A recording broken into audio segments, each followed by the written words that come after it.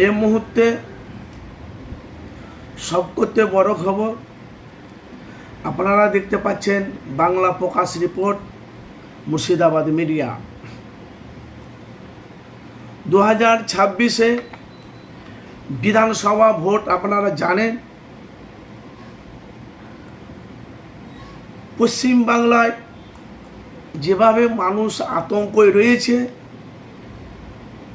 পশ্চিমবাংলায় যেভাবে দুর্নীতিতে মুসলমানের ওপরে, হিন্দুদের ওপরে যেভাবে টর্চার করা হচ্ছে,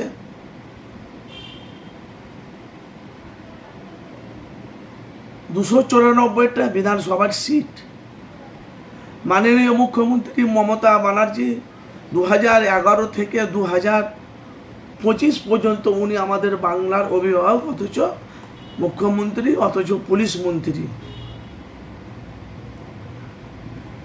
আমরা জানি, অথচ আমরা দেখেছি বামফ্রন্ট সরকার 34 বছর বাংলা রাজত্ব করেছিল। বামফ্রন্ট সিপিএম 34 বছর রাজত্ব করেছিল।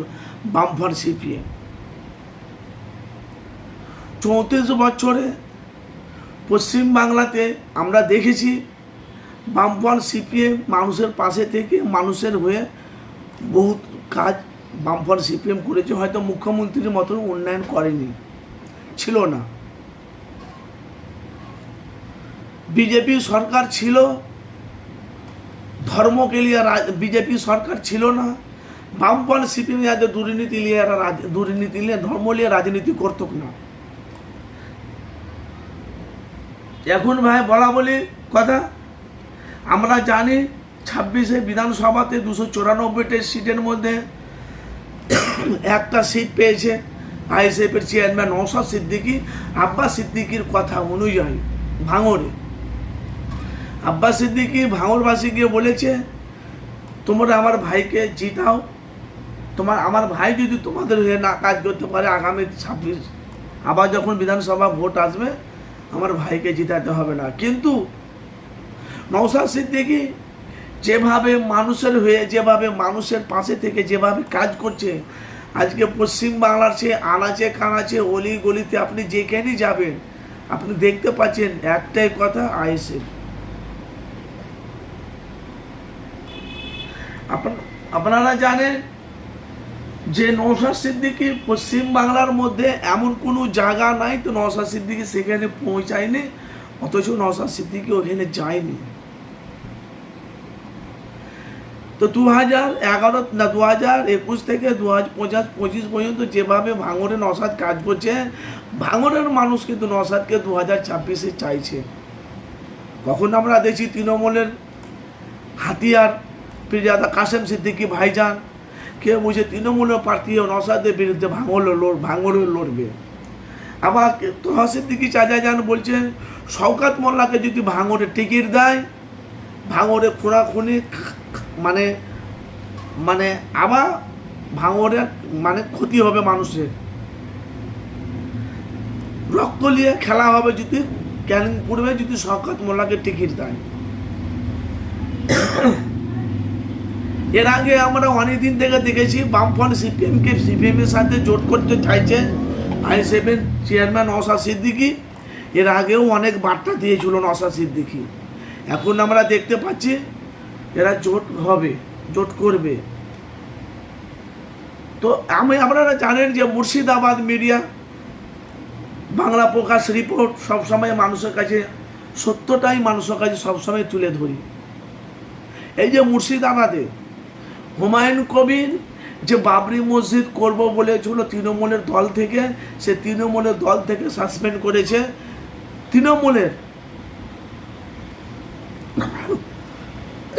নেতা, ওর নামটা কি, হাকিম মিয়া কি, যাই হোক, ওনাকে দল থেকে সাসপেন্ড করা হয়েছিল।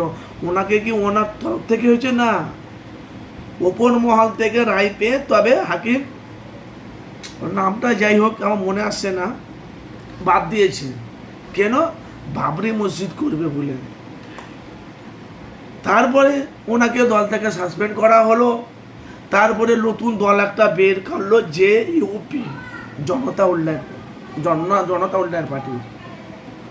কিন্তু ভাই আমরা আজকে দেখতে পাচ্ছি বাংলাতে বাংলার মানুষ বলছে 2026-এ বিধান ভোট আছে, সবার সাথে একটা জোট হয়, যেমন সিপিএম বামফ্রন্ট, যেমন কংগ্রেস, যেমন জেইউপি, আর একটা জেইউপি দিল্লিতে তোমার মেদিনীপুরে যে একটা নতুন রুহুল আমিন যে একটা নতুন করেছে উনি, তারপরে আইএসএফ, তারপরে জেইউপি না যে তোমার কি আসাউদ্দিন, এরা যদি সবাই যদি জোট করে যদি 2026-এ যদি লড়ে